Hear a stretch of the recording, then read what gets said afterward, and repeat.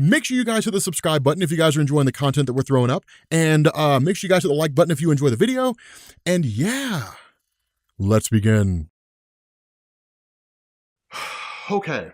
So I just saw the trailer for Spider-Man Far From Home, the official trailer, because I didn't even notice it. Like I jumped onto a video, what was it, the video about the X-Men and the Fantastic Four, and I was looking at the comments, right? Because like I'll peruse through the comments, and people were just like, the new Spider-Man trailer confirms the multiverse, and I'm like, what? What do you mean? Like, one, there's a new Spider-Man trailer, and two, multiverse. And so I jump on to YouTube, right? Like, I'm just like, screw the comments. So I jump onto YouTube, and I'm just like, Spider-Man Far From Home trailer, because that's really all you have to search for.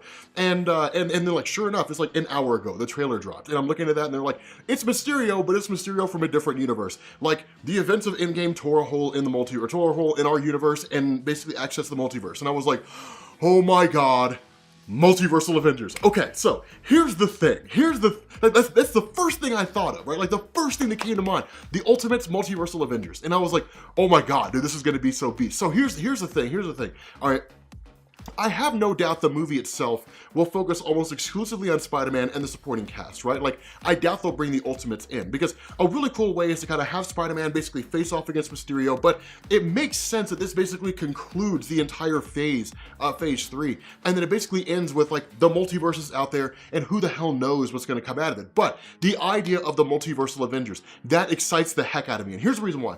The Multiversal Avengers are a relatively new team, right? So like, originally they were created by Sunspot, by Robert DaCosta. So the way this played out, you had Hickman's Avengers and New Avengers. Yes, I always reference that. You guys have no clue how many things came out of Avengers and New Avengers by Jonathan Hickman. Like, literally everything Marvel's published since 2015 has been based on Hickman's Avengers and New Avengers run, right? Like, it's like so much stuff is based on that. But the idea here was that when the collapse of the multiverse was happening, that what they needed was an Avengers team that could basically go out and explore the multiverse and find out what caused it, right? So basically you had Nightmask, who could teleport across almost any space and time. You had Starbrand, who had unlimited power, but his power was relative to whoever he was fighting, right? So he would only have as much power as he needed to defeat whatever foe he's facing. It wasn't like he could access unlimited power or whatever. You had Thor, you had Hyperion, and then you had Ex Nihilo and Abyss. That's who it was.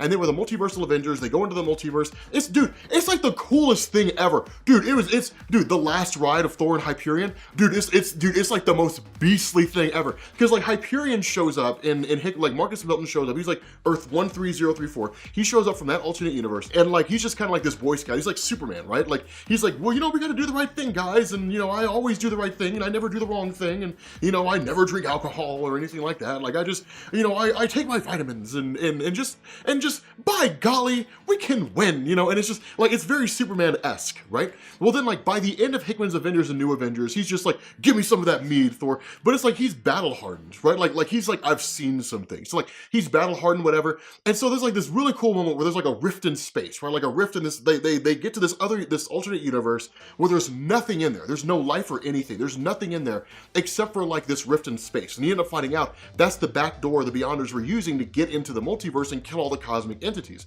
And so when they arrive there, they're just like, okay, so this is really all this here. And like Beyonders start coming out, and basically like Starbrand dies, Nightmask dies, you end up having like Ex Nihilo and Abyss who die, and essentially all that's left is like Thor and Hyperion.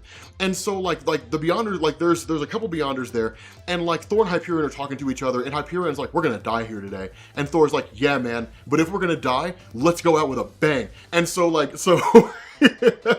and so Hyperion says something on the lines of like, brother, I will see you in Valhalla. And Thor's like, today, brother, I will race you there. And they go racing into like at this rift, and like all these Beyonders come pouring out, and it's like this amazing last stand. And like it just starts to like kind of zoom out, and then like Hickman writes it out, and he was like in the bleak cold dead of space, two gods fought against many. There was like a crack of thunder, something else, and then silence. And it's just like, damn, that's how Thor and Hyperion go out against like hopeless odds. There's no way they could win, but they go against like hopeless odds, and like they die. And it's just like, dude, that was the most badass thing I've ever seen. Dude, that's like my favorite part of the whole story. That and the part where like Doctor Doom shows up, right? Because like they're hunting for like Rabu Malal, the guy who started it all, and then it turns out to be Doctor Doom, and it's like, I knew it! I knew it was gonna be Doctor Doom. It's always Doctor Doom pulling the strings. But nonetheless, so really cool concept. The Multiversal Avengers were awesome, right? Like That's where they were supposed to end. Then you pick up with all new, all different Marvel. And so Al Ewing launches a book called The Ultimates. Dude, the Ultimates were cool. It was the Ultimate Avengers for Ultimate Problems. And basically you have Adam Brashear, Blue Marvel. Thank God Marvel finally did something with him. Then they canceled the comic, and so now who the hell knows what he's even doing now. But you've got Adam Brashear, Blue Marvel, who's like this super powerful guy, who's also like a super genius. You've got Black Panther. You have Monica Rambeau. You've got God, who else do you have? You've got Anti-Man Connor Sims, but he doesn't show up until like the second or third story arc, and then he becomes a new Herald of Galactus. And then you've got Carol Danvers, Captain Marvel, and you've got a couple other people, but it's basically like the heavy hitters, right? Like these are some powerful people, and like if they come, man, look, here's the thing: if they come looking for you, it's curtains. But basically, it was an Avengers team that would traverse the multiverse, that would go into the multiverse. Oh, it was America Chavez too. But it was an Avengers team that would go into the multiverse and then serve the purpose of like tracking down and like solving problems and different things like that. Sometimes they would fight, sometimes they wouldn't. But the basic story was that like somebody had chained up eternity, right? So basically, they end up having to fight against like the first universe and like a whole army of like celestials and aspirants and stuff like that, like super cosmic beings and stuff. It's like one of the coolest stories. If you never read Al Ewing's Ultimates, you need to. Like, you really, really need to. It's one of the coolest stories ever, and it's less than 20 issues. Like, it's not even that long. Like Marvel canceled it really fast, and it was because they never really marketed it to anybody. Like they never really said like, hey everyone, everybody go read this. It was just like a story's there, and it got blended in with like the 50 other comics they were publishing every 2 weeks, and it was kind of ridiculous. But nonetheless, the idea of Spider-Man Far From Home, by revealing like the multiverse, basically says like almost anything's possible, and like creating a multiversal Avengers team would be legit. Like, and it doesn't even really have to be like a multiversal Avengers team per se, like in terms of heavy hitters. It can just be the Secret Avengers, right? Like, just create a Secret Avengers team that's a Black Ops surgical unit, and they just go in. Like, it's just like a wet work team, right? Okay, Secret Avengers. Back in 2010, Marvel had something called the Heroic Age. Why does that matter? Because in the year 2000, Brian Michael Bendis came on board, a handful of people came on board, but so did Joe Quesada. And Joe Quesada's idea as editor-in-chief was wipe the slate clean, redo it all, right? So like a whole bunch of things came out of that. The X-Men were basically like their number were reduced down to like 198. You probably heard of the story House of M. That was what they did in order to reduce the number down. The Avengers were disassembled during the Avengers Disassembled story arc, and the new Avengers were created in their place. The marriage between Spider-Man and Mary Jane Watson was removed during the events of One More Day, which Spider-Man fans still can't get over. Like, it's like a lot of changes came out of that. So fast forward maybe like not even 7 years, maybe like 8 years, right? So like 2008, 2009, Marvel had a line of comics called Dark Reign. Now, in Marvel Comics, what you usually have are events, right? Infinity Gauntlet, Infinity War, Secret Invasion. Like, you have events that run for like a set amount of time, 6 months to a year, depending on how long the event's gonna be and how far back publishing gets pushed, or, you know, whether there's delays or different things like that. But say you go for like a seamless release of a 12-issue story arc, released once every month, it's a year-long event. That's usually how all that works. And then all the things are tie-ins under that, right? So right now you have War of Realms, which is where the Dark Elves and all that kind of stuff from Svartalheim are invading like Earth and the main Marvel universe, and like all those characters are basically like getting decimated, more or less, right? So what you have are like tie-ins for that. Dark Reign was not like that. It was a rebranding. So what you had were like the Dark Avengers, the Dark X-Men, like all that kind of stuff. You had like Dark Reign Fantastic Four. There wasn't really a Dark Fantastic Four, but at the time, Norman Osborn was running S.H.I.E.L.D. And so the result was that Norman Osborn destroyed S.H.I.E.L.D., rebranded it, recreated it, and called it Hammer. Eventually, he was defeated, and then Captain America replaced Norman Osborn, and then he in turn recreated S.H.I.E.L.D. When he did, he created like these little small versions of the Avengers in the form of like these little tiny teams. One of them was called the Secret Avengers, and the purpose of the Secret Avengers was to go through and undo everything Norman Osborn did during Dark Reign. And so you had like people who served different purposes, right? Like Beast was the scientist, and Black Widow and Moon Knight were like the Black Ops guys, because they did some Black Ops stuff in the past and things like that. But it was basically like different, like it was targeted, and different characters served different purposes, but they were all part of a cohesive unit. But nonetheless, I mean, it's you know, I kind of digress here.